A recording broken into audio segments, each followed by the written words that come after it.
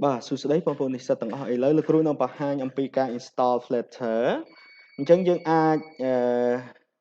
ចូលទៅ browser បាទដើម្បីយើងរក Flutter របស់ API Flutter របស់យើងបាទ Flutter install មកយើងអាច search Google បាទហើយយើងក្នុងនោះវាមាន flutter.dev Flutter by Google បាទហ្នឹងគឺក្រុមហ៊ុនរបស់ Google គាត់ជាអ្នកអភិវឌ្ឍដោយសារមានបញ្ហាការអភិវឌ្ឍលើ browser ហើយនឹងការគេហៅថាអភិវឌ្ឍនៅលើ iOS ឬក៏ Android ណាអញ្ចឹងយើងជ្រើស getting start មក get start បាទអញ្ចឹងតែសូមបងប្អូននិស្សិតទាំងអស់អាចជ្រើសរើសទៅជាមួយការ install ហ្នឹងជាមួយនឹង online បាទហើយនៅក្នុងហ្នឹងយើងអាចរើសការ install ហ្នឹងដោយប្រើ Windows install ទៅលើ Windows ឬក៏ Mac OS ឬក៏ Linux ឬក៏ Chrome OS របស់ Google ណាបាទនេះគឺជា OS ចំនួន4ដែល load ដោយ Flutter ដែល developer គាត់អាចជ្រើសរើសដើម្បី develop នៅលើគេហៅថាdevice របស់គាត់បាទអញ្ចឹងយើងនេះលោកគ្រូបង្ហាញពី Windows បាទអញ្ចឹងយើងមើលនៅលើ Windows ពេលដែលយើងចូលមកវាមាន guide requirement system requirements ដើម្បី install ឬក៏ run Flutter ហ្នឹងគឺទី1 OS យើងគឺចាប់ពី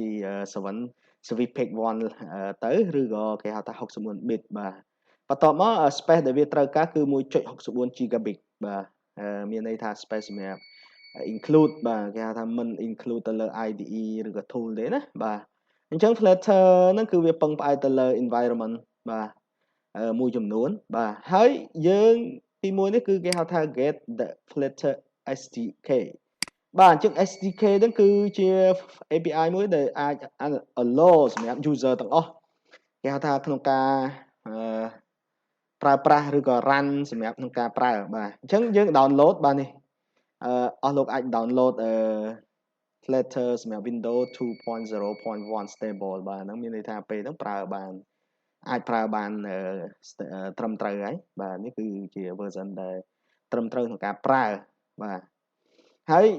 ក្រោយពីអស់លោក down បាទកាលណាអស់លោក down ហើយនៅក្នុង download បាទនេះដោយសារលោកគ្រូ download ហើយបាទអញ្ចឹងវានឹងឃើញនៅលើការ download នេះយើងអាច right click យក extra បាទ extra file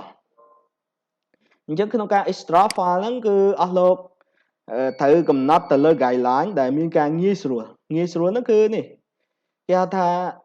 អាចឲ្យយើង extra ទៅលើ drive C resource ហ្នឹងគឺ src ហើយនឹង Flutter អញ្ចឹងនៅពេលដែលអស់លោកដាក់វាបែបហ្នឹងអស់លោកអាចដាក់ drive C ហើយដាក់ src បាទ src មកវានឹង load Flutter ដោយស្វ័យប្រវត្តិណាអានេះគ្រូធ្លាប់ install ហើយណាឃើញទេបាទអញ្ចឹងយើងដាក់ប៉ុណ្ណឹងមកវានឹងពលាមកវាមាននឹង Flutter automatic ហើយបើយើងដាក់ Flutter ទៀតវានឹងបង្កើត extra មកមាន folder Flutter បន្ថែមណាអញ្ចឹងអានឹងយើងអាច OK ទៅវានឹង install ចូលទៅក្នុង drive យើងបាទចូលទៅក្នុង drive C របស់យើងនេះបាទកាលណា extra មកគឺចូល drive C បាទហើយ Flutter បាទហើយជិះវៀងគេប្រាប់ឲ្យថាអត់អាច install ចូល drive C program file ទេជាទូទៅវានៅក្នុងហ្នឹងអញ្ចឹងគេប្រាប់ថាអត់យកអាហ្នឹងទេឬក៏ពី step ហ្នឹងគឺអត់ download ទេអស់លោកអាចចូលទៅបង្កើត folder ហើយវាយគេហៅ help ដើម្បីចម្លងព័ត៌មានពី Flutter ហ្នឹងចូលមកកន្លែង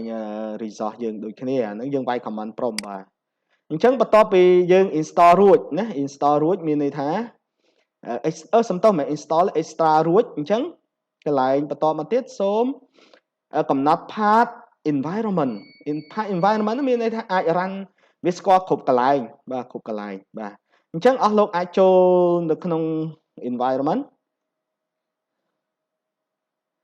បាទ environment variable for account បាទអញ្ចឹងអស់លោកចុចមកនេះអញ្ចឹងអស់លោកជ្រើសក្នុង path បាទគេប្រាប់គេណែនាំនេះជ្រើសក្នុង path ឃើញទេបាទហើយអស់លោកយក edit បាទហើយនេះលោកគ្រូបង្កើតឃើញទេអញ្ចឹងអស់លោកចម្លងទីតាំង flat drive C exhaust Flutter ហើយនឹង bin បាទអញ្ចឹងអស់លោក copy មកឃើញទេបាទ copy អស់លោកអាច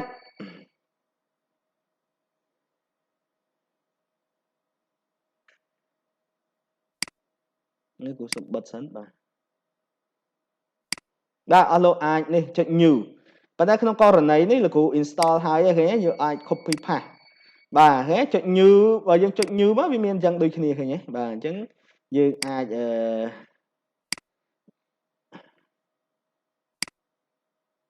បាទគ្រូ cancel សិនបាទនេះហ៎អញ្ចឹងយើង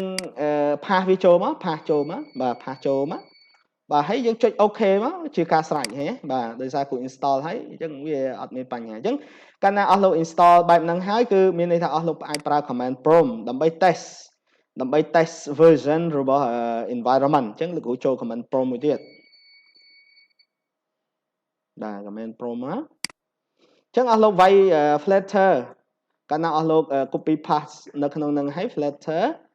បាទអញ្ចឹងដល់ពេលដែលអស់លោកវាយ Flutter វានឹងបង្ហាញព័ត៌មានរបស់ Flutter នឹងមកដល់បាទនេះឃើញទេព័ត៌មានរបស់ Flutter ហើយយើងអាចវាយ Flutter dash program dash version បាទអានឹងគឺជា Flutter version គឺជា Flutter version មួយបាទអញ្ចឹងឃើញទេវារបស់យើង 2.0.1 បាទហើយបន្តមកទៀត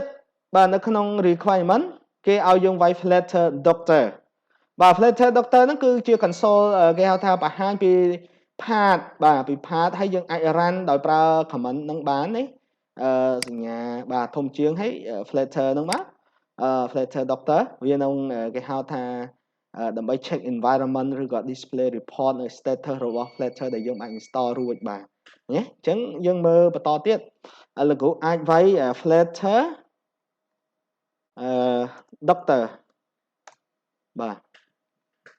អញ្ចឹងយើងវាយ Flutter Doctor ហ្នឹងមកវានឹង check មើលថាតើ Flutter របស់យើង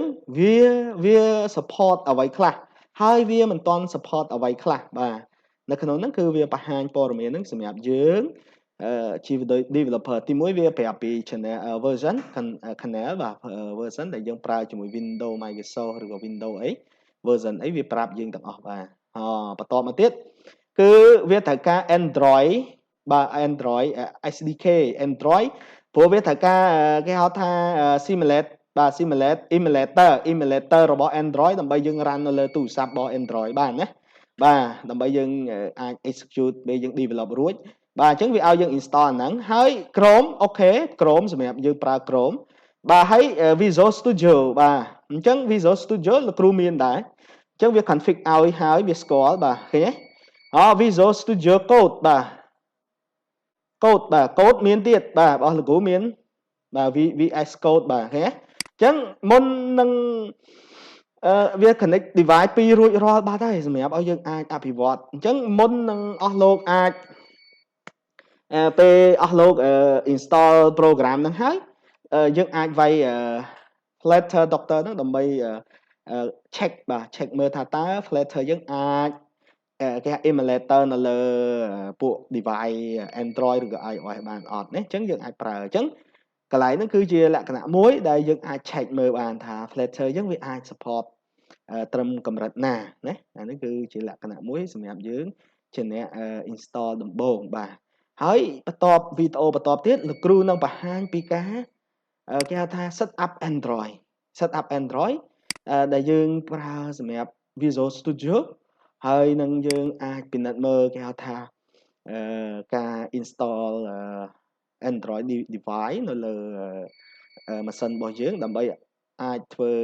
ហើយនឹង set up emulator សម្រាប់អាច run Flutter របស់យើងបានណាហើយនឹងមួយទៀត web setup បាទនេះគឺជារបៀបដែលយើងត្រូវការ build គេហៅថា web application Flutter នៅពេលដែលយើង complete ការ set up ទាំងអស់បាទអូខេអញ្ចឹងសូមតាមដានវីដេអូលោកគ្រូបន្តទៀតតទៅនឹងការ install Android បាទសូមអរគុណហើយសូមជួយ share ដើម្បីឲ្យមិត្តភ័ក្តិយើងគាត់អាចគេហៅថា install បានបាទហើយសិក្សាជាមួយគ្រូបន្តទៀតបាទសូមអរគុណបាទព្រោះយើងដឹងថា Flutter វាជា API ថ្មីដែលពេញនិយមសម្រាប់សិស្សានុសិស្សឬក៏ក្រុមហ៊ុនព្រោះគាត់ចំណាយគេហៅថាចំណាយទុនតិចក្នុងការអភិវឌ្ឍយើងមានន័យថាគាត់អភិវឌ្ឍតែ មួយប៉ុន្តែក៏អាច run នៅលើ web ក៏បាននៅលើ iOS ក៏បាននៅលើ Android ក៏បានបាទសូមអរគុណបាទ